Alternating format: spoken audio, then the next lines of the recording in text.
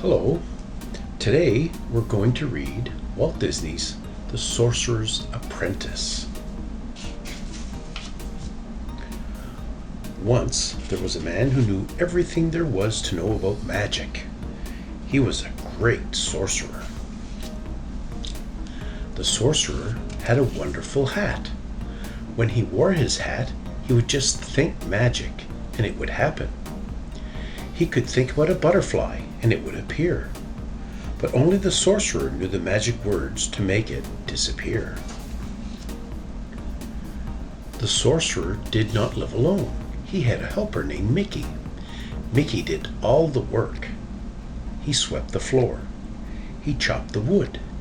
He carried the water from the well. Mickey knew about the magic of the hat.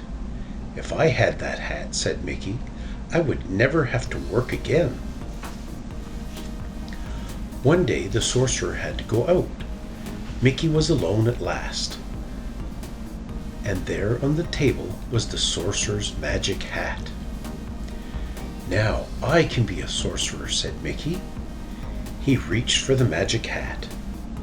He put the hat on his head. An old broom was standing by the wall. "I will put a spell on that broom," said Mickey. He did what the sorcerer always did. He pointed his fingers at the broom, and the broom began to move. The broom grew 2 feet. It grew a right arm, and then a left arm. "Broom," commanded Mickey, "pick up the buckets." The broom did just what Mickey said. "Go up the steps," said Mickey, and the broom went up the steps. "Fill the buckets," said Mickey. The broom filled the buckets. "Bring them back," said Mickey. The broom brought them back. "Pour the water," said Mickey. The broom poured the water. Mickey danced around the room. "Magic is easy," he cried. "I will never work again." Then Mickey sat down in the sorcerer's chair. "Work, broom, work," he said. While the broom went on filling buckets and pouring water, Mickey fell asleep. He dreamed he was the world's greatest sorcerer in the world. Suddenly, something cold and wet woke him up. It was a splash of water. Another splash knocked Mickey out of the chair. Water was everywhere. The broom was flooding the room. "Stop!" cried Mickey. "Stop, broom! Stop, I say!" But the broom did not stop.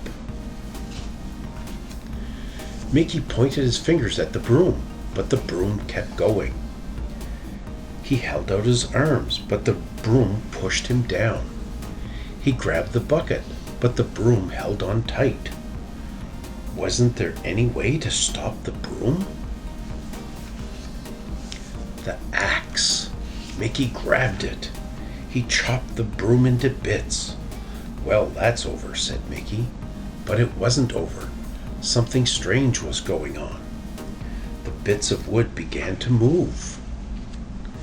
The bits of wood turned into brooms. All the new brooms had feet and buckets and arms. They marched up the steps and never stopping. The brooms came back with more water. Mickey leaned against the door to keep them out, but the brooms pushed it open. Mickey held out his arms to hold them back, but the brooms walked right over him. "I'm a sorcerer," cried Mickey. "You must do as I say." But the brooms marched on and on. Brooms and more brooms, buckets and more buckets. In a great line, they poured and poured. The water got deeper and deeper. Poor Mickey! It was all he could do to keep his head above water. Then the Sorcerer's Book of Magic floated by. Mickey grabbed it. Page after page after page, Mickey looked for the magic words that would stop the brooms. But the water began to whirl. Mickey couldn't read the words. Mickey hung on to the book as he went round and around in the water. Spinning faster and faster, Mickey was caught in a great whirlpool. Now there was nothing he could do. But what was this? A great dark shadow on the wall. The sorcerer had come back. He knew at once what Mickey had done.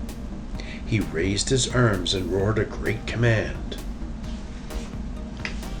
The brooms and the water disappeared.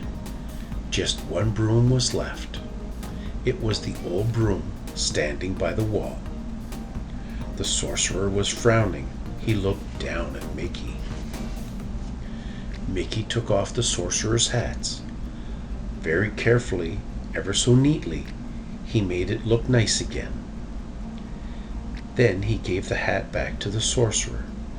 "It's just a little magic trick, ha," said Mickey, but the sorcerer did not laugh.